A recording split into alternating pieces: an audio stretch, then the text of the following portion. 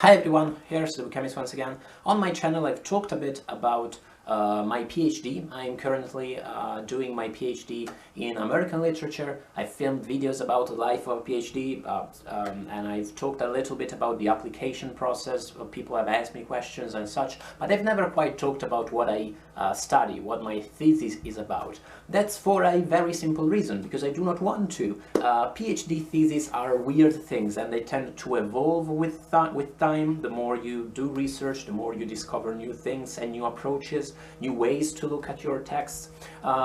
Occasionally, you find these contexts and competitions like present your thesis in 3 minutes, and those things are entertaining, usually they're fun, but they're also quite silly, because what's the point? A PhD thesis, much like a complex novel, is the kind of thing that you cannot really reduce to minimum terms. It makes the whole thing look pointless and silly. But I'll try all the same to give you an idea of what it is that I study in my PhD thesis. At the moment I'm at a point where I'm quite happy with my thesis. I'm very satisfied with how it's going, with the work I'm doing with my supervisor. Everything is really great.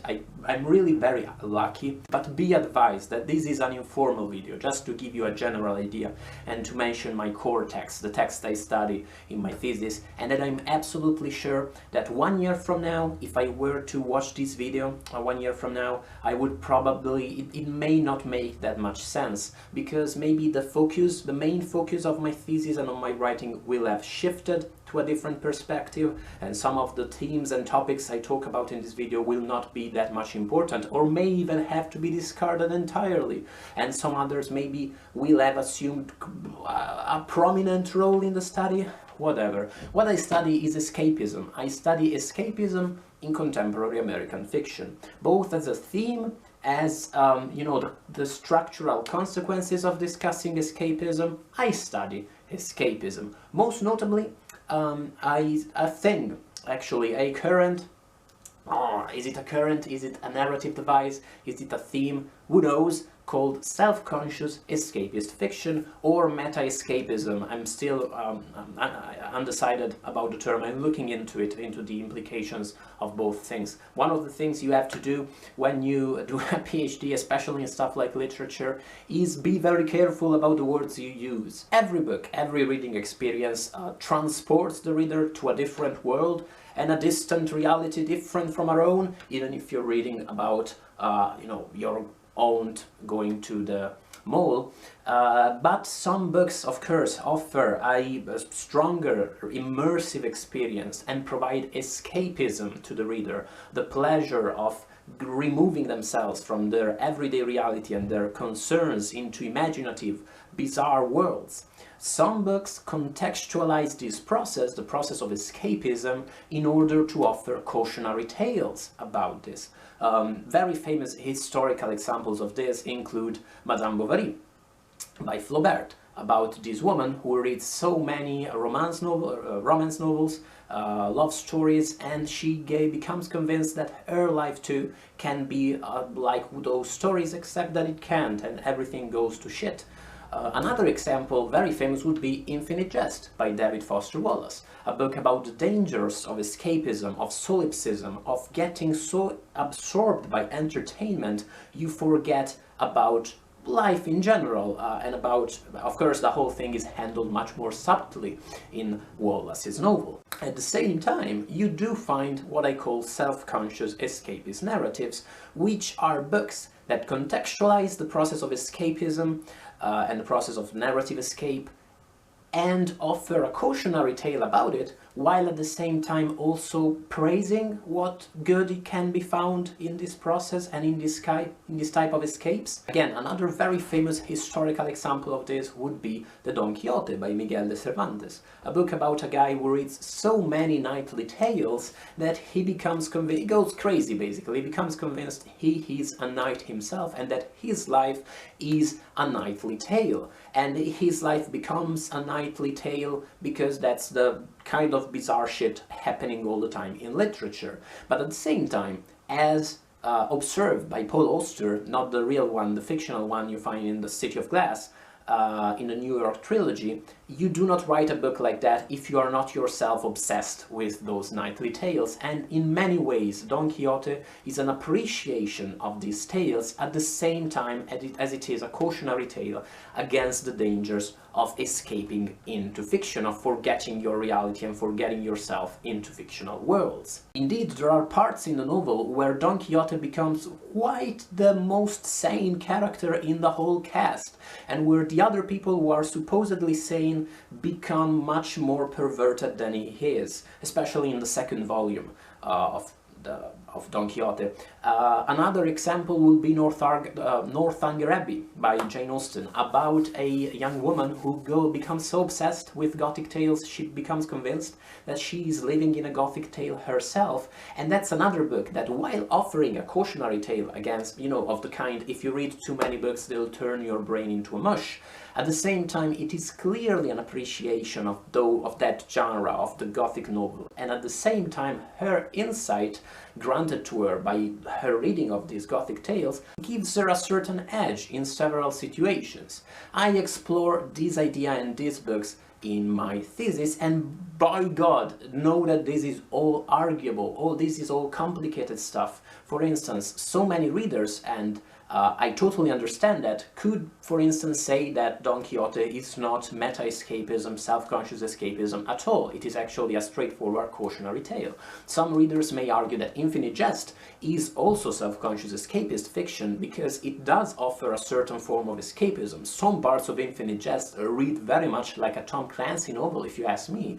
All of this thing is debatable, it's open. Maybe I will convince myself by studying this stuff more that some of the things I'm going to discuss in this video are going to be changed. I'm mentioning all this both to be a paraculo, as we say in Italy, and also, which means to shield my ass, and also to, give you a sense of how complicated and how arguable all of this stuff is, and of the kind of complexity you have to keep in mind while doing research of this type. But what's the fun of discussing these texts, the instances of these texts in contemporary American fiction? The fun lies in the fact that they allow you to talk about so much topics in literary criticism, so much topics related to it, so much to answer in new ways so many of the oldest questions in literary criticism. For instance, the question of popular culture, the mingling of popular and high culture. These texts I'm going to mention in a second, because they contextualize the escape into fiction, usually into popular fiction, stuff such as comic books or video games, inevitably offer new paradigms to approach that whole idea of fusing popular and high culture. Postmodernism already did that, famously enough in postmodernist fiction, television and pornography are mentioned and employed extensively. The main difference is that these texts I talk about use these popular sources while nobilitating them. They do not show these popular media such as comic books, once again, graphic novels, board games, as silly and inferior to high culture, but they show them as having the very same dignity and being, different media, but with their own aesthetic and narrative purposes. Intertextuality is also very important when you discuss these texts, because the way they approach these different texts from other media, the way they use them, the way they borrow characters from them, the way they quote them, revolutionize the whole approach at the concept of literature, and the whole approach these books have at the idea of influence and literary influence, narrative influence. Does it make sense to talk about anxiety of influence when you have these texts that borrow so freely and employ characters from other books and are very explicit about the way they quote? Some people believe that's not at all, it doesn't make sense at all. Michael Chabon's Fan Fiction, which is a brilliant essay, Jonathan Litham's The Ecstasy of Influence, are explicitly developed in opposition to Harold Bloom's theory of the anxiety of influence and offer new paradigm to why is that word so difficult? Offer new ways of approaching the idea of literary influence. The way these books are so intertextual and refer to so much fiction from the past, why are they doing it? So much popular fiction, is it a way of making it relevant again and of creating these vast intertextual webs? How do you go about approaching these webs? Because, you know, when you read a book such as this, that such as The Brief Wondrous Life of Oscar Wilde, say, that refers to so much popular culture, nerd culture, anime, manga, genre fiction from the 80s and before, how do you go about decoding all that if you haven't read all of that stuff? Which you probably haven't, let's face it. You know, these books in this sense create what may be called some imagined communities, to borrow a term from Benedict Anderson. They create imagined communities of readers who can decode and help each other decode these texts. And you get an example of how this works, for instance, with the Pynchon Wiki, where people come together and try to make sense of the most cryptic passages in Thomas Pynchon's novels. And of course, these texts offer insight into the process of narrative addiction and metalepsis, which is when a character or element in a fictional text shifts to another fictional level above, usually above it, meaning, you know, in a novel a character is reading a book and a character from that book comes out of it and starts interacting with the character who was reading the book. To understand metalepsis, read Continuity of Parks by Julio Cortazar. Incredibly short story, you'll get it in a second. And this idea of narrative addiction, of the noxious, dangerous consequences of escaping into books, are as relevant as the great insight that in all of the novels I study can be found by immersing yourself in fictional realities. In these novels, characters find solutions to indestructible curses. They find solace from the greatest of traumas in the fictional worlds they inhabit and are obsessed with. But at the same time, they can also find incredible dangers in that shit. And today, this process of narrative addiction, of confusing the boundaries of reality and fiction, is especially relevant. One case I study a lot in my thesis is that of the Slender Man, you know, the famous fictional creature that was at the heart of that game everyone was playing. A few years back, Slender the 8 Pages, people actually got stabbed because someone was trying to summon the Slender Man, which is an admittedly fictional creature whose origins can be located in an internet forum, but that all the same has acquired a certain status as something real because of the way people have invested the meaning in it. All of this stuff is complicated, it's arguable. I'm sure all of you can think of so many objections to some of the things that I've mentioned, and I can think of many of those too, and that's the reason why I'm writing this whole thing and this whole thesis. And by the way, let me know about what you think in the comments. I'm very curious to hear about it, but yeah, this is the gist of it. What about my core texts? My core texts are the texts I study in my thesis. They are these beauties over here. This is my dinosaur in a bowl. I got it in London's Natural History Museum. These, instead, are my core texts. Michael Chabon, Thomas Pynchon, Junot Díaz, Jonathan Lethem are the authors at the heart of my thesis, the guys I study the most.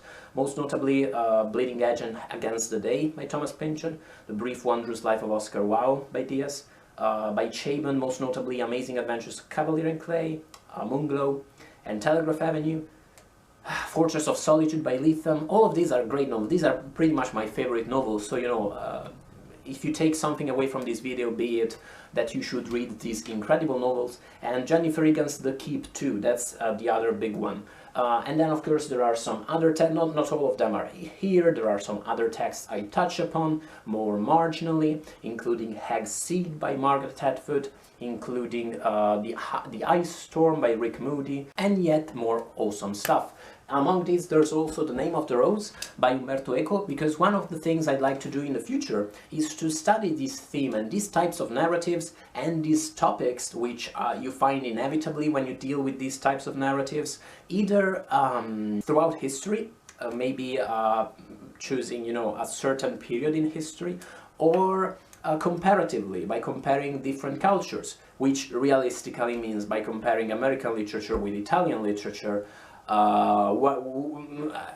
at some time in the future where I'll know something about contemporary Italian literature on which I'm really ignorant at the moment. And that's it, I'd say. I hope this gave you even just a general sense of the stuff I study and read about and try to write about in my PhD. If you are doing a literature PhD, by all means let me know in the comments what you guys are studying, and if you have questions or if you'd like to discuss this stuff further, especially, but not exclusively at all, if you are a graduate student or a scholar yourself,